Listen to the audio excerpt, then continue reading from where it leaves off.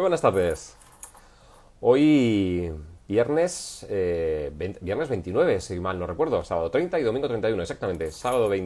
Viernes 29, directo número 52, el que tenemos hoy entre manos, en el que nos iniciamos a estas 7:15 de la tarde y en el que vamos a hablar sobre lutería educativa.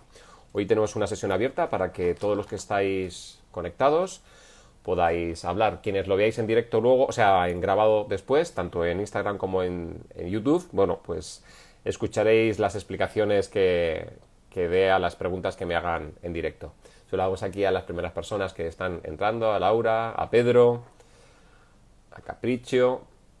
Muy buenas, bienvenidos, bienvenidas. Poco a poco se va llenando y aparecen los primeros corazoncitos que, como dice David Tuba, siempre son importantes porque eso nos hace, gracias, nos hace ser visibles en la red. Bien, Esther Camuñas también, bienvenida. Ana San Fernando también acaba de ingresar. Beatriz, madre mía. Creo que va a estar hoy bastante interesante. Muy buenas, Laura. Laura Ortiz, que además es coaching por lo que veo. Qué maravilla. Sabrás, cuando quieras hacemos un directo sobre coaching, que seguramente me hará mucha falta ese tipo de cosas. José Mari, también lo tenemos por aquí. Gracias, Bea. A Julia. Poco a poco vamos creando nuestra pequeña comunidad, esa que día a día, semana a semana, estamos trabajando para seguir formándonos, incluso en tiempos de cuarentena. Muy buenas, Ana. Yo encantada. Pues mira, si quieres después, hablamos por privado y organizamos alguna sesión. Ya te digo, tengo una compañera coach que le debo también un programa, pero siempre se puede hablar. Seguramente tú tendrás muchas cosas que contar como músico a los músicos o como docente a los docentes. Con que es una cuestión de trabajarlo. Muy buenas, Antonio. Bienvenido también a ti. Siempre fiel a la cita. Pues nada, son y 16, estamos ya en directo, entonces si os parece bien podemos empezar con las primeras preguntas que tengáis ya pensadas para realizar hoy, y mientras va terminando de entrar la gente vamos iniciando contenido para este nuevo directo. Pues perfecto, Laura, nos tomamos nota, ¿vale? Y así hablamos después. Sé que me ha llegado, me encanta esta forma de trabajar porque una vez que he anunciado que hoy tenía lutería, lo anuncié el lunes, sabéis que ahora los lunes voy a presentar toda la programación de la semana para que lo veáis, pues desde el lunes me han empezado a llegar incluso preguntas por privado. Sé que hay un par de profes que tienen ya su tabla de preguntas para realizar en esta lutería educativa, así que estoy dispuesto a que empecéis a lanzar las primeras preguntas para saber qué es lo que os incomoda, qué es lo que os da miedo o qué es lo que necesitáis discutir públicamente, que sabéis que es una palabra que me encanta, aunque últimamente está bastante denigrada por televisiones y por políticos, pero discutir es algo que es maravilloso y que además deberíamos haber aprendido hace ya 2500 años casi, y resulta que en el pleno siglo XXI todavía no sabemos lo que significa realmente eso de discutir y para qué sirve. Que simplemente es para seguir creciendo y seguir aprendiendo, no para poner a caer de un burro al que tienes enfrente. Para eso no sirve. Muy buenas, Fernando. Bienvenido, muchas gracias. Almudena también está por aquí. Y seguimos uniéndonos poco a poco. Vamos 16, fenomenal. Celia Juesas, qué maravilla, cuánto tiempo, maestra. Siempre se te echa de menos. Siempre es una persona que aporta mucho y que aporta además desde un prisma muy diferente. Eso de ser docente o en camino de la docencia, pero ser madre y haber sido gestora de una sociedad musical da mucha información. Me tienes que contar algún día cómo va el proyecto de la zona para niños, del pueblo para niños que sé que un amigo tuyo está creando, con lo cual ya me contarás. Bienvenida Cecilia. Bienvenida Martuki, que también esta es otra de nuestras asiduas. Ando liada con los estudios, ya me imagino que estás liada, Celia, ya me imagino. Bueno, pues aquí tenemos a Anita, que creo que lanza la primera pregunta. Dice Ana: hola, estas semanas en el curso, Ana ha estado en un curso que he realizado para el CEP de Almería, en el que han estado 22 profesores de los conservatorios de Almería y de El Ejido. Entonces, cuando dice estas semanas en el curso, nos hablaste, se refiere a ese curso que está realizando, un curso de 10 horas sobre neuroaprendizaje en la interpretación musical que estaba haciendo para los profesores de esos conservatorios. Pues ella nos dice, estas semanas en el curso nos hablaste mucho de crear tribu en el aula. Quería preguntarte por ideas o estrategias para conseguir esa tribu en un grupo, en este caso de adolescentes. Bien, una de las cosas muy importantes para generar grupo es entender que las personas que están participando de tu aula tienen diferentes intereses, tienen diferentes formas de haber llegado allí, diferentes bagajes, y que por lo tanto no se les puede tratar a todos de la misma forma. Eso es importante.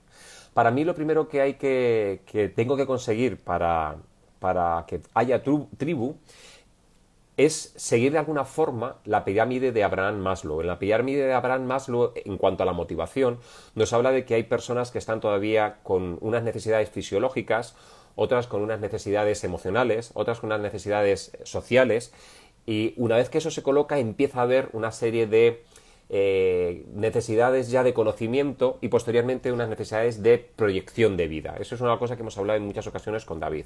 Entonces, generalmente lo primero que intento en una clase es que se evite el miedo. Que se evite el miedo, pero no hablemos de miedo solo al profesor o al director. Hay muchos tipos de miedo. Hay miedos a las aulas, hay miedos a los compañeros, hay miedos a los recreos, hay miedos a las calles, hay miedos a las familias, con lo cual una de las cosas más importantes es que no haya miedos. Si hay cualquier tipo de miedo, donde hay miedo no va a haber aprendizaje, donde hay miedo no va a haber educación, no va a haber ningún proceso, porque si hay miedo no hay atención, realmente no hay interés. Esos miedos se tienen que trabajar desde un plano emocional. Entonces, lo he dicho en otras ocasiones y lo vuelvo a repetir, para mí lo más importante, lo primero que trabajo con esos miedos es que haya estabilidad emocional en el alumnado, estabilidad emocional y seguridad. Una vez que yo me encuentro en un entorno seguro, una vez que yo me encuentro en un entorno donde me siento protegido, donde incluso si puedo hablar, si alguna vez se me pide una palabra y la digo, me siento que estoy protegido y además me siento reconocido porque se me escucha, porque se valora lo que acabo de decir, aunque algunas veces no venga ni siquiera a cuento con lo que estás preguntando, pero solo el hecho de participar y de hablar para mí es muy importante. De hecho, os he dicho en muchas ocasiones que me preocupan más los alumnos y las alumnas que no hablan y que están callados y quietos en aprendizaje cogotil que aquellos que se me mueven. Aquellas personas que se me mueven en el aula, que hablan más de la cuenta o que en algún momento tienen incluso un comportamiento que se suele salir de lo que pudiera ser una disciplina, me preocupan menos porque se les ve venir de cara, se les ve clarísimamente cuáles son sus necesidades emocionales y sociales. Es muy fácil hacer una radiografía. Aquellos que están quietos me preocupan menos, o sea, me preocupan mucho más, lo contrario. Porque no entiendo cómo un adolescente, no entiendo cómo un niño, como una niña con 8, con 12, con 15 años puede estar quieto y callado, ¿vale? Hay veces que no pasa nada, pero bueno, a mí siempre me llama un poco la atención. A lo que voy es que lo primero que trabajo es el miedo, a través de las emociones, a través de cómo están, y a partir de ahí trabajo la socialización. Solo si trabajamos las emociones y trabajamos la socialización, va a haber tribu. Mientras no haya ese respeto, no haya esa falta de miedo, mientras no haya esa comprensión de grupo, no vamos a poder llegar a lo cognitivo. Y muchas veces nos enfrascamos en el currículo, porque hay mucho currículo, ya nos lo ha dicho la señora ministra, que tenemos un currículo enciclopédico, primera señal de que a veces es verdad que bajamos el currículo y nos dedicamos más a hacer competencias y procesos. Si nos basamos tanto en el currículo y tan de primeras, es muy posible que no lleguemos a ese currículo. Lo primero, como siempre digo, es hacer tribu. Y para ello, inteligencia emocional, inteligencia social y luego llegar al currículo. ¿Cómo lo haces? ¿Dejas de dar clase? No, yo sigo dando clase. En mi caso doy clase de música, pero si diera clase de matemáticas haría lo mismo. Yo sigo hablando de los contenidos, sigo trabajando música, sigo haciendo matemáticas, sigo haciendo deberes, sigo haciendo cuentas, pero cambia mi objetivo. En mi objetivo, al principio, si hay cuestiones emocionales del aula que no están colocadas, no me importan los resultados académicos, no me importa que en estas primeras semanas no avancemos o nos desviemos en algunos temas, porque lo que estoy haciendo es otra cosa, estoy cohesionando el grupo, estoy intentando evitar los desequilibrios, estoy intentando equilibrar las relaciones sociales. Una de las cosas que también cambio muchísimo al principio son las relaciones sociales. Si hay relaciones sociales que vienen de fuera impuestas por otras aulas, por otras asignaturas, por la calle, por cómo se relacionan en la calle, por cómo se relacionan en el recreo, y a mí esas relaciones sociales no me sirven, porque lo que hacen es que me atoran el aula, directamente me pongo a trabajar con ellas para eliminarlas, directamente empiezo a trabajar con ellas para limpiar esas relaciones y que no haya subyugados ni haya líderes que destruyen a los demás. A mí los líderes me encantan, pero si tengo una clase de 16 o de 25, necesito 16 o 25 líderes, no uno solo. Yo no creo en los delfines, ni en las delfinas, quiero decir, no creo en que un alumno es mi acólito y cuando yo no estoy tira adelante. No, creo en que todos debemos ser líderes en algún momento porque todos tenemos que contar algo interesante. Ahí es donde viene el reconocimiento del grupo y ahí es donde empieza a aparecer la tribu.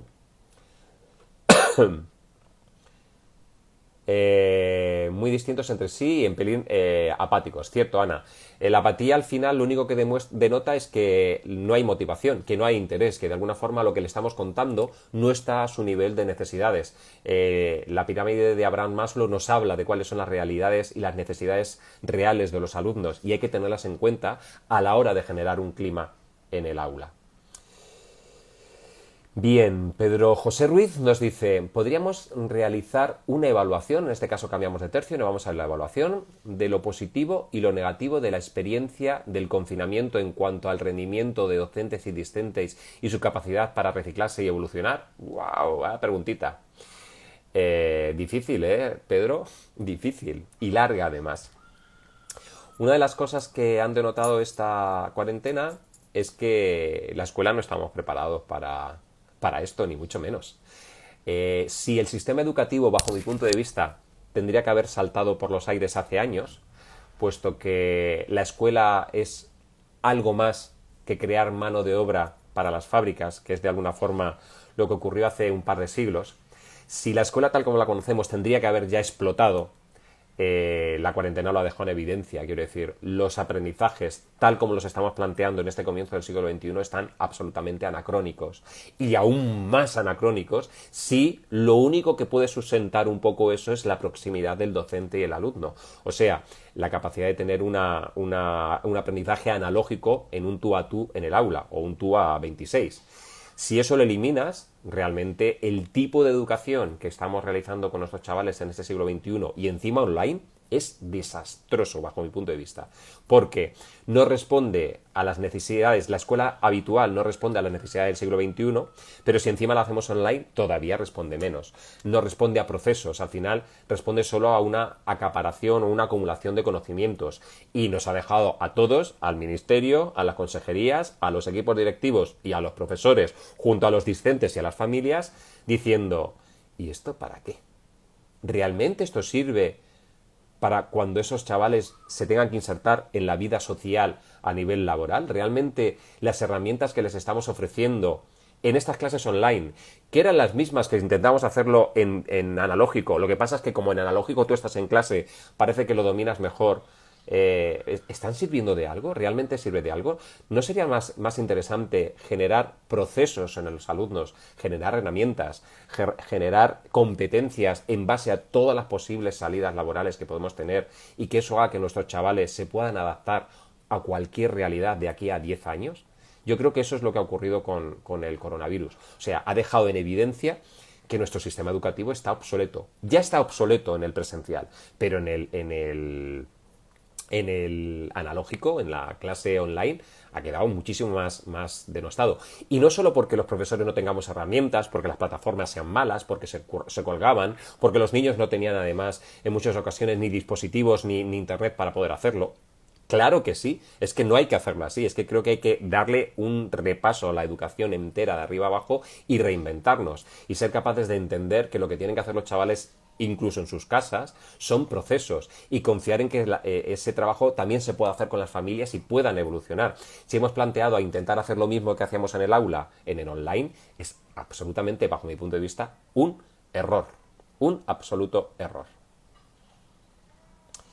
¿Puedes poner algún ejemplo? ¿Alguna actividad concreta que hagas? Me imagino que te refieres, Ana, a alguna actividad concreta que hago con el alumnado para crear tribu, ¿vale? Cosas concretas. Yo me pongo con un ejercicio Y cualquier cosa que se sale de la dinámica del trabajo, si es positiva, la saco y la valoro, siempre. Si es negativa, o sea, si me está estorbando un poco, intenta generar una doble atención que a mí no interesa, la primera y la segunda vez lo mismo lo dejo de lado, para no darle ninguna importancia. Si sigue generando, paro la sesión y discutimos entre todos, siempre consenso, siempre hablar, discuto, o sea, trabajo el qué está ocurriendo, qué no está funcionando y por qué. Y siempre intento también hablar, intento llevarles al punto de que no vengo a complicarles la vida como docente, al revés, vengo a solucionarles la vida. Mis palabras, mis ideas, la experiencia, mucho o poca que pueda tener en las aulas, lo único que las pongo es a su servicio para que sigan creciendo. Y algunas veces, cuando veo que el aula se me desvía demasiado, lo hago también cuando tengo, por ejemplo, grupos de 150 personas o de 200 chavales en el que es muy difícil mantener la atención.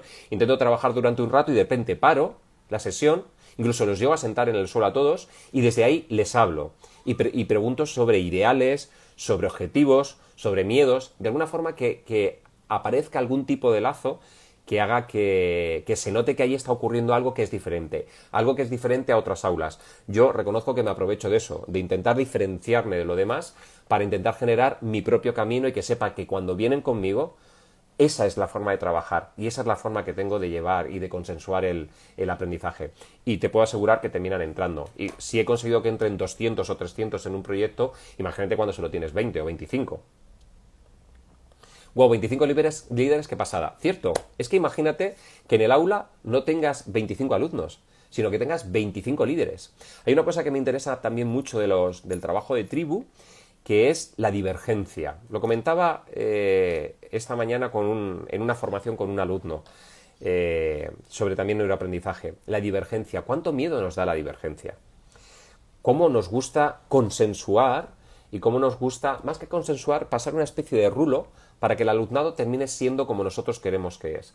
Yo tengo muy claro que hay cosas que me gustaría transmitirles en cuanto a procedimientos, en cuanto a actitudes, en cuanto a valores, evidentemente, pero también me interesa mucho, como docente para seguir aprendiendo, gracias por esos corazones, el intentar poner valor en sus diferencias, en eso que esa alumna o ese alumno hace y que no hacen los demás.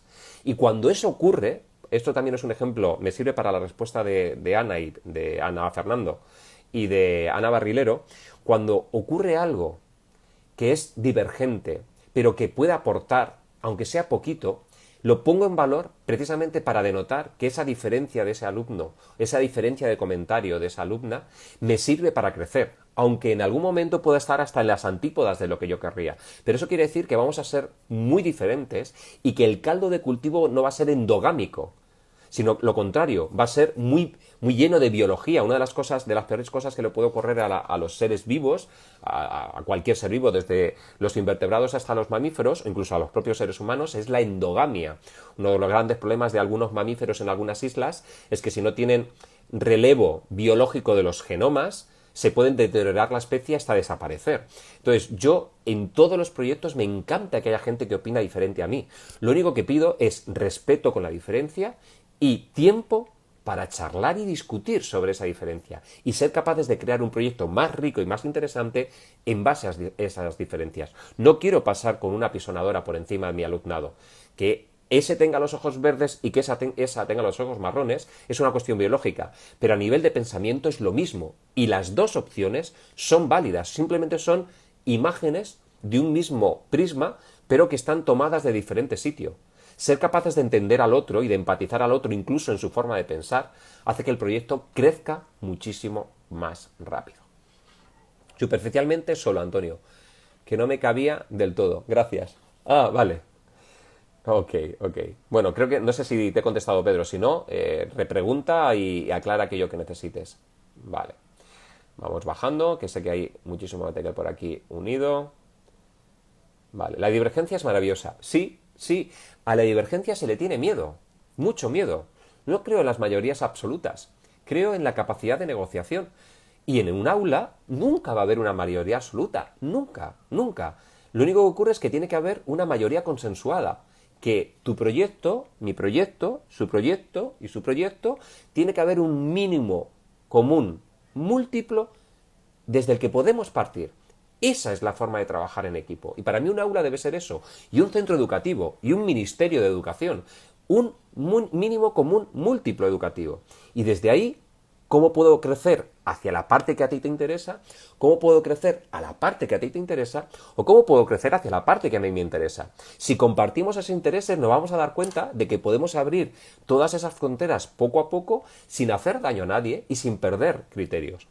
Hubo una historia que me ocurrió al principio de mi proceso de enseñanza como profesor.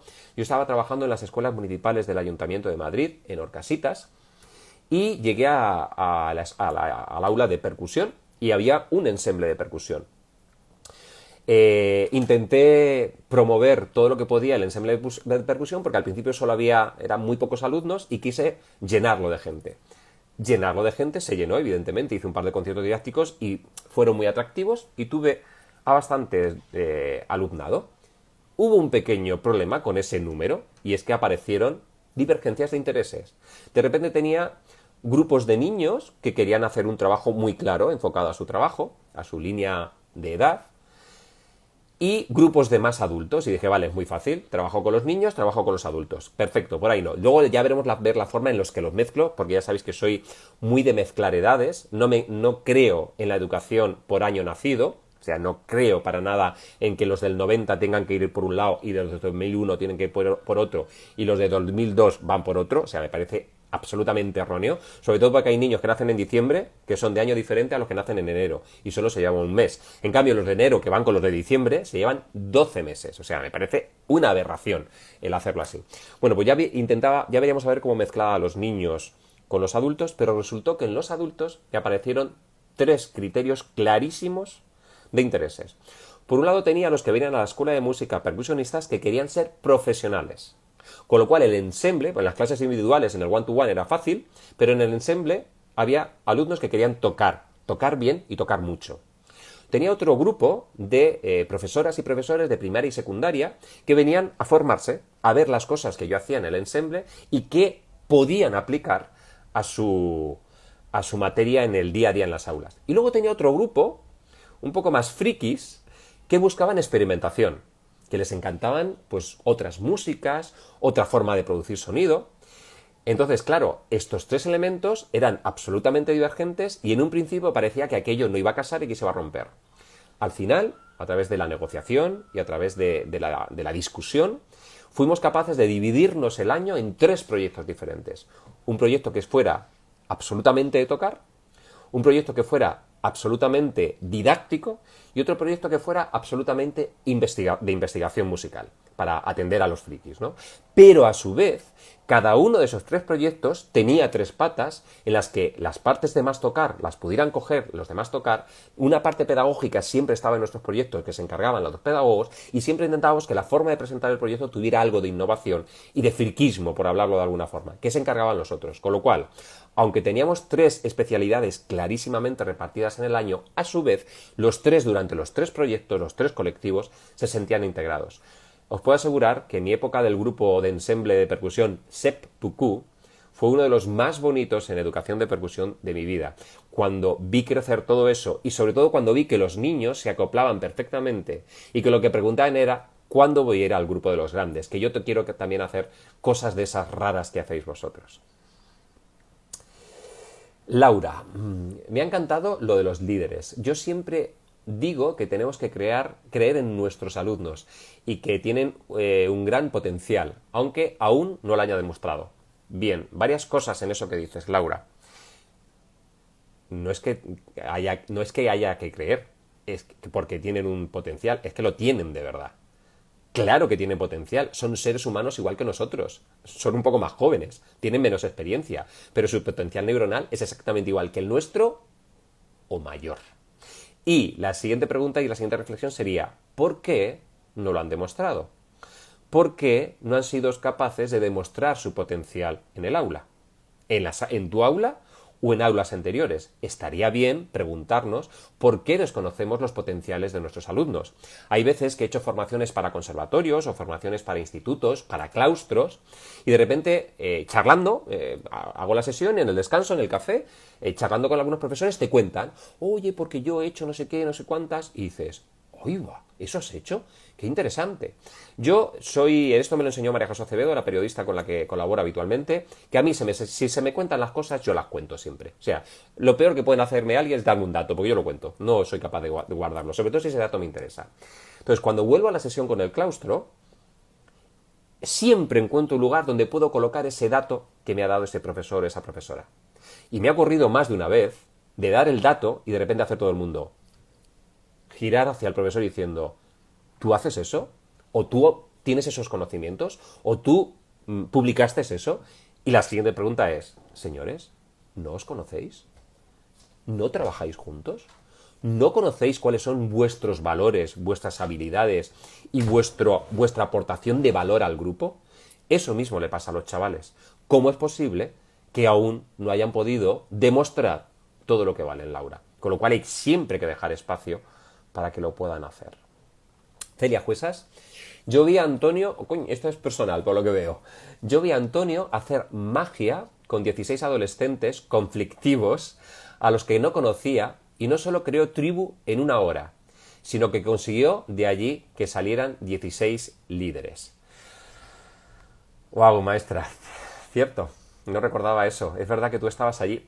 Fue en la Escuela de Música de Almasora, en un proyecto que tenía el Ayuntamiento de Almasora de integración social para chavales que tienen, pues que estaban totalmente ya desconectados del sistema educativo, y antes de echarles del todo en secundaria, tenían un programa como de talleres, les sacaban del instituto y les hacían unos talleres para intentar engancharles de alguna forma, y uno de los talleres era musical. Enric Pizá y Chusa, la que es directora ahora de la Escuela de Música de Almasora, en aquella época era la jefa de estudios, me propusieron hacer esta sesión yo creo que además iban con mala idea, iban a probarme, a ver si era capaz, si esto que se me da también de hablar, luego cuando estoy en las aulas es real, porque claro, sabéis que con libros y con vídeos de YouTube sabemos mucho de lo que hay que hacer con los niños y mucho de lo que hay que hacer con los chavales, pero luego cuando tienes 15 o 16 y encima conflictivos, se te ve el plumero a la mínima, o sea, se te ve si sabes hacer o no sabes hacer. Y recuerdo los ojos de Enric diciéndome, ¿tú harías una sesión? Y yo, que soy un poco corto y que no pienso las cosas, le dije, claro que la haría. Y me trajeron esos chavales y recuerdo que funcionó muy bien. Estás muy desnudo. En ese caso yo ni siquiera conocía a los chavales. Además sabía que no iba a tener proyección con ellos porque les iba a ver durante una hora nada más. Pero creo que la dinámica que estoy contando de cómo conseguir grupo y cómo conseguir poner en valor, o cómo conseguir lo que decía Laura antes, de conocer cuáles son sus capacidades y demostrarlas al grupo, creo que quedaron bastante claras. Agradezco que lo digas, Celia, y recuerdo que fue muy emocionante verles cómo entraron y verles cómo salieron. Dice Ana San Fernando, más. De cara al verano, tengo en mente una idea tipo proyecto. ¡Wow! Palabra bonita. Chavales de primero de básicas, piano, hacerles protagonistas para conseguir autonomía y responsabilidad. Opinión de trabajo de verano. Autonomía y responsabilidad. Lo primero, si vas a hacer un proyecto, diseña el proyecto y diséñalo con ellos. Que ellos se responsabilicen de cada uno de los procesos que vais a hacer, aunque sea un proyecto muy cortito, que tenga un objetivo, un contenido, 2 actividades y una evaluación de esas actividades, a ser posible por una rúbrica. De alguna forma, si quieres esa autonomía y esa responsabilidad, tienen que conocer qué es ese proyecto y lo tienen que ver nacer. Tienen que entender cuál es el objetivo y hacer lo suyo, qué es lo que van a aprender, y ya lo aprenderán en el camino, cuáles son las actividades clarísimas que se van a hacer, y luego la evaluación. Y cuando digo evaluación, no es poner una nota. Esa evaluación lo que nos permite a los discentes y a los docentes es saber si hemos conseguido los objetivos y los contenidos, si al final se ha hecho. Entonces, si planteas un proyecto en el que ellos creen el proyecto contigo desde cero, bien online o bien en presencial, que ahora parece que los conservatorios se van a empezar a abrir a primeros de mes de junio para hacer ciertas cosas. Ojalá te dejaran. Si no, online, a través de un Zoom o a través de un Meet o a través de cómo lo quieras hacer. Pero que el proyecto sea tan suyo como tuyo. Es la única forma de generar autonomía y responsabilidad. Y que ese proyecto sea grabar, imagínate, un libro de piezas infantiles, las piezas de Ana Magdalena Bach. Vamos a grabar todas las piezas, no sé si el nivel es mucho o es poco, me da igual, si no es ese libro de Bach, imagínate que eliges cualquier otro. Pero la idea es que, como quiero que estemos tocando todo el verano, vamos a hacer este proyecto en el que nos vamos a repartir las piezas, las vamos a grabar todos, las vamos a subir todos a un canal de YouTube, vamos a ver el número de visitas, las vamos a exponer y además luego las vamos a presentar al Congreso de Educación que se produce en Valladolid el año que viene. ¿Entendéis? Que el proyecto sirva para algo. No solo para obtener contenidos, sino que sirva para crecer. Entonces, ahí van a aprender, lo primero, a realizar el proyecto, a saber lo que es el contenido, cómo se van a evaluar, que van a tener que tocar y estudiar, que es bueno, por cierto, que era lo que querías, que se van a tener que grabar en vídeo, que ese vídeo hay que editarlo. No sé si lo pueden editar todos, si no saben, si tienen que descargarse un tutorial, que lo tienen que subir a tu canal de YouTube o a un canal de YouTube que decidas para ese grupo en concreto. La cuestión es que sean conscientes y partícipes de todo el proyecto. Si hay algo que por edad o por conocimiento no pueden participar, baja el nivel del proyecto a su nivel. No hagas un proyecto para ti, solo para ti. Haz un proyecto para ti y para ellos. A ver, y Sela dice, tiene razón, estamos cometiendo errores. Un celular o cualquier dispositivo no permite un acompañamiento más cercano.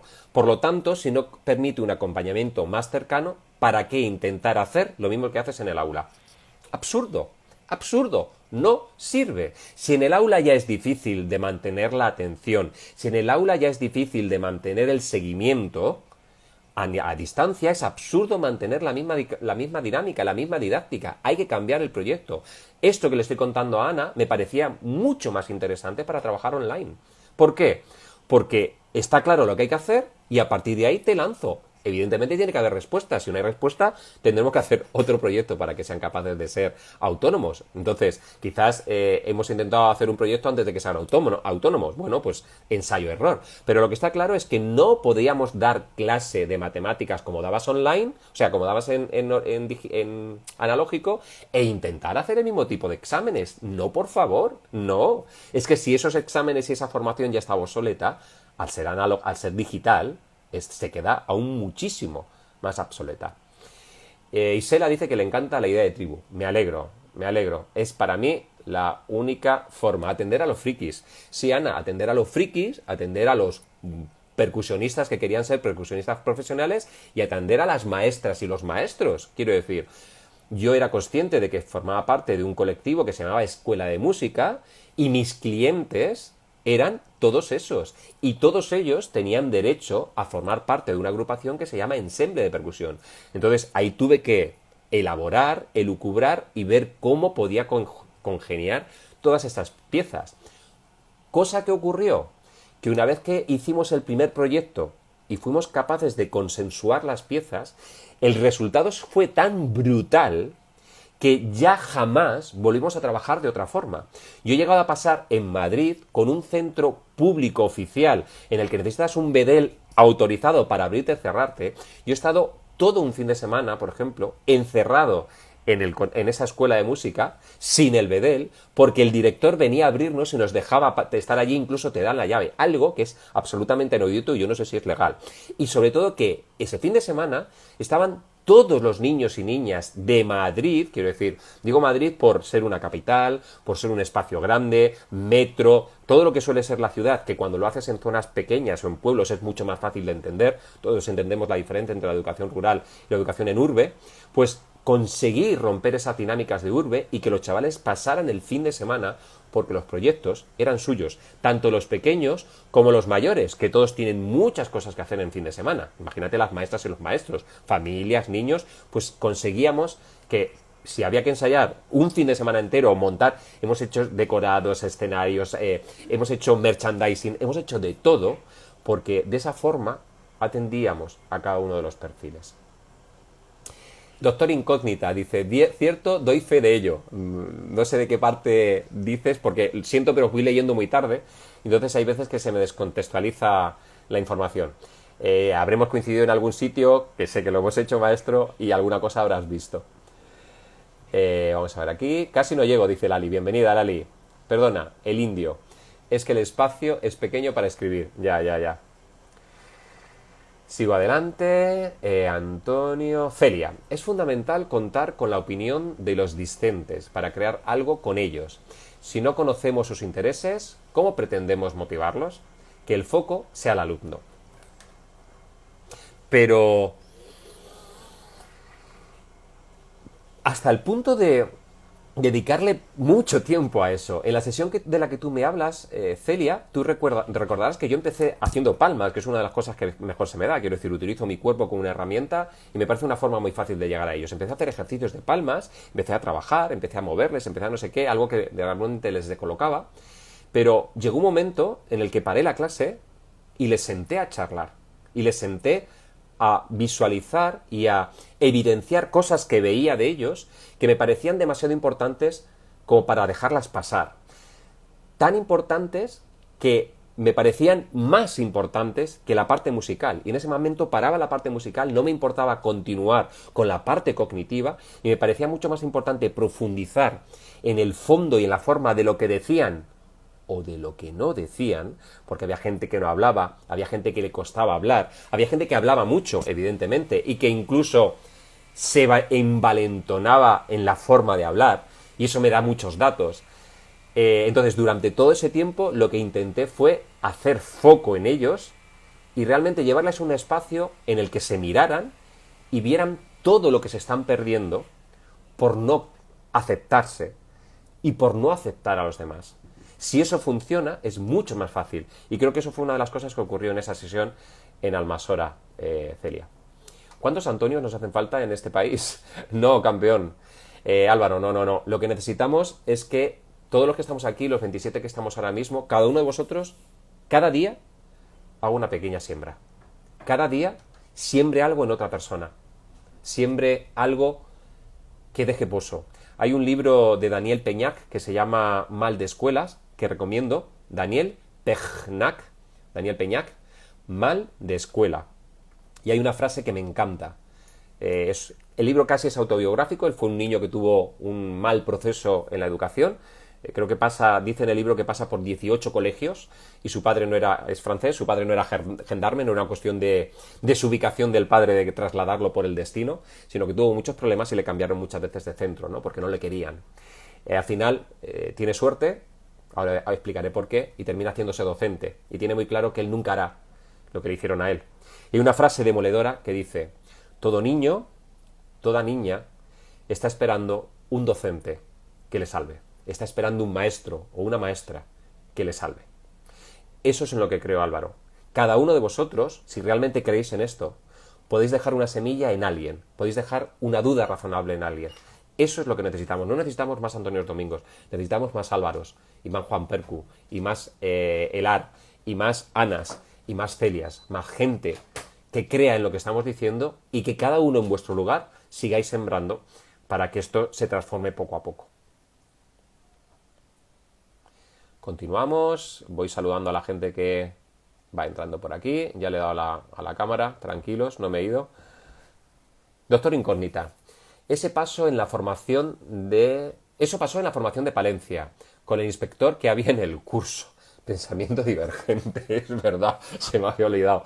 Curso de formación del profesorado en Palencia y tengo un inspector en el claustro y yo no lo sabía, cosas que me suelen ocurrir, soy un poco bocas para eso, y claro, yo dando caña hasta que me enteré que había un inspector, entonces bueno, pues se lo llevó todo puesto y vivenciado, porque una de las cosas que me gusta es que me gusta hablar, pero siempre pido niños para poder trabajar, siempre pido que se me vea trabajar para ver hasta qué punto lo que estoy contando es cierto o hasta qué punto es simplemente verborrea. Ana San Fernando, tema disciplina. ¡Wow!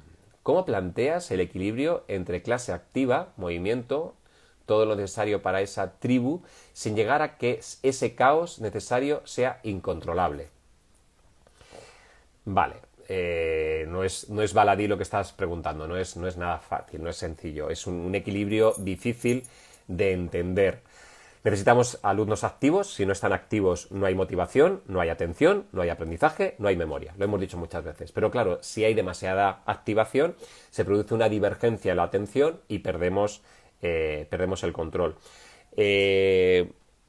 Cuando se produce divergencia en la clase, cuando se produce un exceso de activación, es porque hay cuestiones emocionales o cuestiones sociales que no están colocadas. Me explico.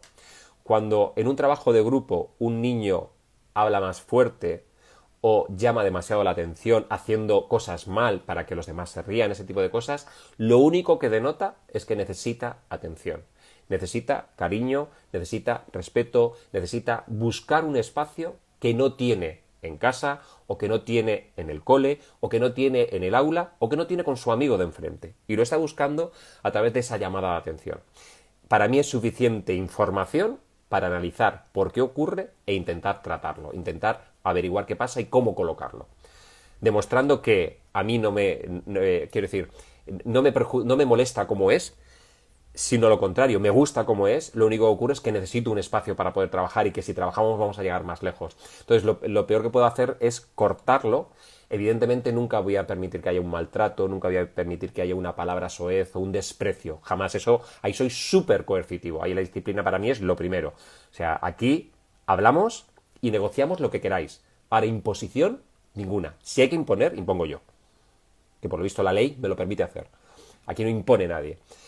Y entonces, lo que veo es que esa persona, o veo los conflictos en dos personas, o sea, quiero decir, la indisciplina siempre se genera por un desapego de lo cognitivo y un desorden en lo emocional o en lo social. Con lo cual, lo que me están diciendo esos chavales es que necesito hacer más trabajo por ahí. Lo cognitivo todavía tiene que esperar. Hay que hacer algún tipo de actividad que permita que ese niño o esa niña se asiente o que esa conflictividad entre los dos se asiente y hay que trabajarlo. Para mí de nuevo es un momento de decir, no sé en qué momento voy a parar la sesión cognitiva, pero va a ser ahora y voy a entrar por ahí y ataco el tema directamente. Hay veces que intentas atacar el tema y la gente se te cierra. Con Celia pasó, ¿te acuerdas que había una niña que no quería en ningún momento hablar? Posteriormente, al final, después de 50 minutos, sí habló. También hay que respetar eso. También hay que respetar que tú intentes la dinámica y no entre. Bueno, no entras, en este caso era silencio, ya hablarás cuando tengas que hablar. Y hay veces que no hablan, ¿eh? Con un alumno en concreto, ella va a estar 2 años esperando a que hablara. Al final habló. Pero tuve que tener paciencia, mucha paciencia. ¿Qué frase más emocionante? Dice, se me han puesto los pelos de punta. ¡Wow! Pero ahora no sé cuál es. No recuerdo cuál es. Cachis el lavar. Claro, es que los voy leyendo muy tarde y no me entero de la frase. Si la ponéis por aquí os la agradezco. Lali dice, me encanta ser profe, aunque sea sin un título, porque amo hacer lo que me hubiera gustado que hicieran conmigo. Qué bonito. Ver a las personas que te miran con una sonrisa, viendo que ayudas a que cambien vidas. Vale, es cierto, Lali, que es bueno tener título. Es bueno. De hecho, las cosas laboralmente deben ser así, con una serie de criterios y de tal. Yo sé que también hay veces que hay que comer y que hay que hacer lo que se haga falta que hay que hacer lo que sea, ¿no? Se agradece que al menos tus clases, aunque sea sin título, sean buenas clases. También sé que hay muchos títulos ofrecidos que no ofrecen buenas clases. Con lo cual, bueno, poco a poco, y lo que sí te pediría es que le des cañas a esa titulación para que dentro de poco seas una maestra de los pies a la cabeza. Bienvenida, Bea. Claro, me encanta. 2000% de acuerdo. Bien, Ana. Maslow, cierto. Siempre Maslow, por favor. Claro que se refieren a la frase del libro que has mencionado. Creo que se refieren a la frase del libro que has mencionado. Ah, claro, cierto, gracias. La frase de Daniel Peñac. Todo niño, toda niña está esperando un maestro, una maestra que les salve, ¿no? ¿Quién no tiene en nuestra vida? Gracias, Laura, cierto.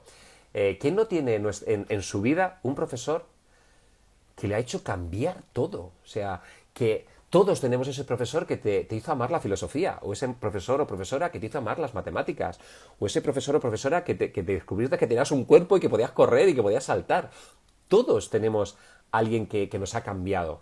En este caso, en el caso de Daniel, no solo le cambió, le hizo ser profesor. O sea, le hizo llegar a un estadio que creo que jamás hubiera pensado que iba a llegar. Entonces, claro que sí. Es que esa debería ser la forma de entender la educación.